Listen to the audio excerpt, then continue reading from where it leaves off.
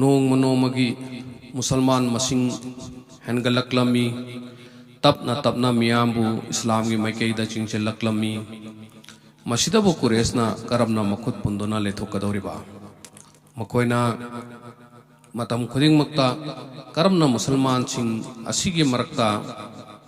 तोखाई तहंचिगे हाइना खंदुना Laramie लेरिबा Christian सिंग अदुना मोहम्मद सल्लल्लाहु अलैहि वसल्लम करमना चिंगनबा फाउंचिगे हाइबगी थौसिल तौरमी मसिगी मतांगदा नोंमा मखोइना मोहम्मद सल्लल्लाहु अलैहि वसल्लम की वखलोन असिबु करमना लौथोक्सिगे मदुना मरम ओरगा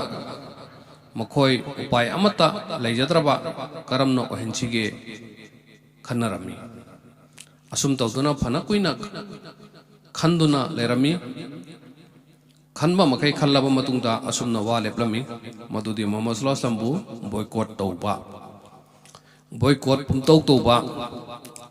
मोहम्मद सल्लल्लाहु अलैहि वसल्लम अमसुंग मागा लोइनबा कना अमत्तगा मरी अमत्ता थमनदबा वा अमत्ता गांगनदबा अदुगा लैबा योनबा तौदबा चाना थकनबा पोत अमत्ता पीनदबा करिगुंबा पोचै अमत्ता पिथोक पिसिन तौनदबा मसीगी वारेप असी मखोई खुदिमक्ना यारमी वारेप असी अचेतपा म ओइननबा यानचे अमसु इनरमी मदुदा मखोईगी अमोटपा वाखलगी वाफमसिंग एरमी वारेपचे अदु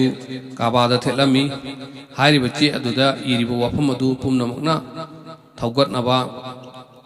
फोंदोकलमी अदुगा लोइनना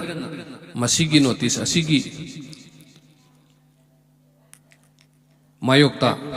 कना अमतना करिगुंबा अमता तौदबा अदुगा काबादा थेलिबा नोटिस असी कना अमतना खुदना फावबा सोक्तबनी असुम तौदुना कुरेश मुतलिब की मचा मसूसिंगी मरक्ता लाक्लमी अदुगा किहलमी वफम अनिनी अहान बदा मोहम्मद सल्लल्लाहु अलैहि वसल्लम ऐकोदिसिनरो ऐकोना माकपु हातोकनी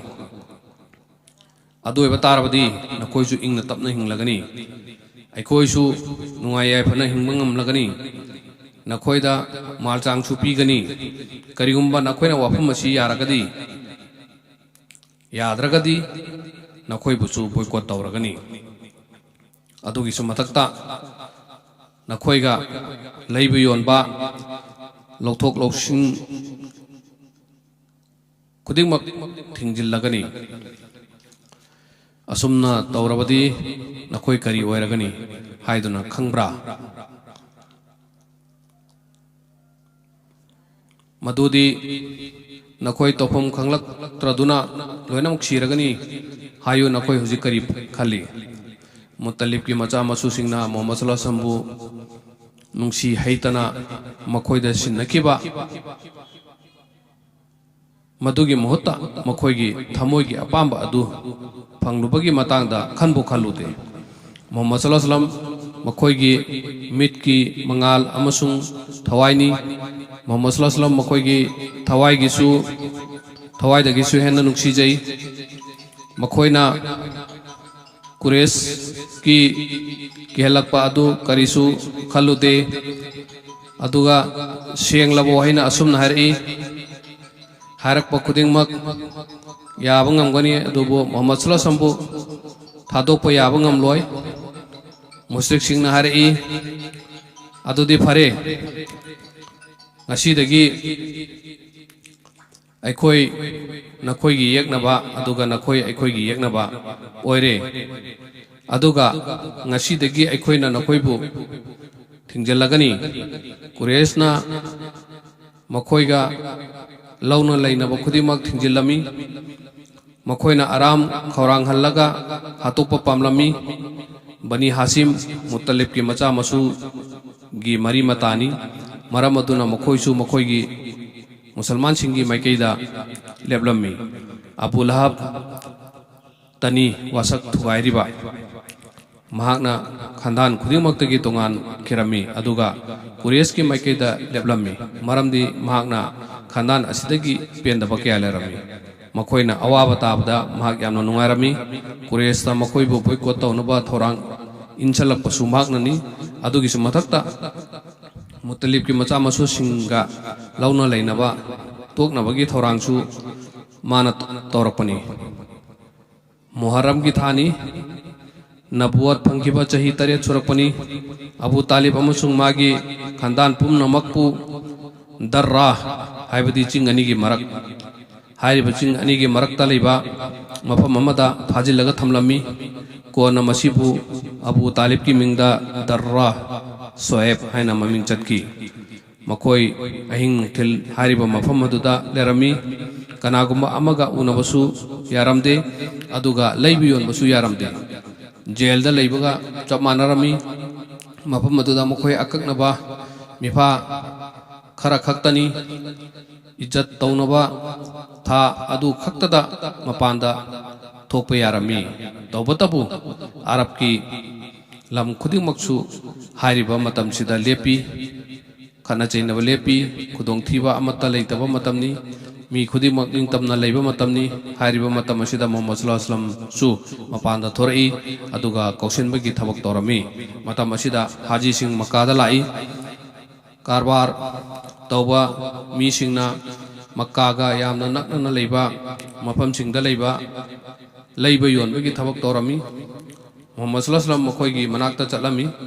मखोयदा इस्लाम की पाउजिल पिरमी यामना पुकनिंग नुंगसिना हायरमी आइगी नुंगसिजरबा इचिन नावसिंग ताइबंगपाल मपु महाकी धर्म सिदा चंगलाउ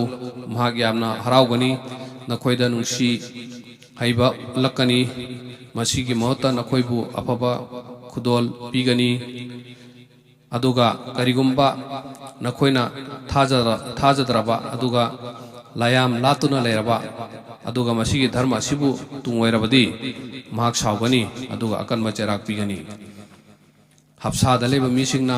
उमर मुसलमान ओइखरे असुमना इस्लाम की खुंथांग मरा चेतखरे महाना कना लेजदरबा मपांगल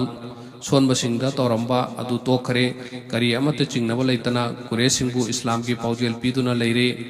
मखोयगी लमांगनबा अदु मिकअप थोखल्ली मकागी काचिन कोयाद इस्लाम की मंगालना लंघल्लक्ली हाइबसिगी पाउ फंगलमी अदुगा मक्का खक्ता नतना मक्कादगी लांथोकलगा लेबा लामसिंगदा मसिगी खोंजेल असी यौखरे हाइबसी ताबदा हरावरमी पाव असी तारबा मतुंगदा मखोय हराव मनखिदुना हफ्साबु खैराबाद ओइरे हाइना हाइजरमी अदुगा मखोय मक्कागी माइकई पांगलक्लमी मक्का नक्सिलक्लबा मतमददी मखोयना मुसलमान सिंगबु नजरबन तौदुना थमनी हाइबसी खंगलमी हाइबदी बॉयकॉट तौदुना थंबा कुरेसना मखोयबु ngakseli yamna awaba ama mayoknari hairibasing asi khanglaba matungda mokoi hapchada ankerami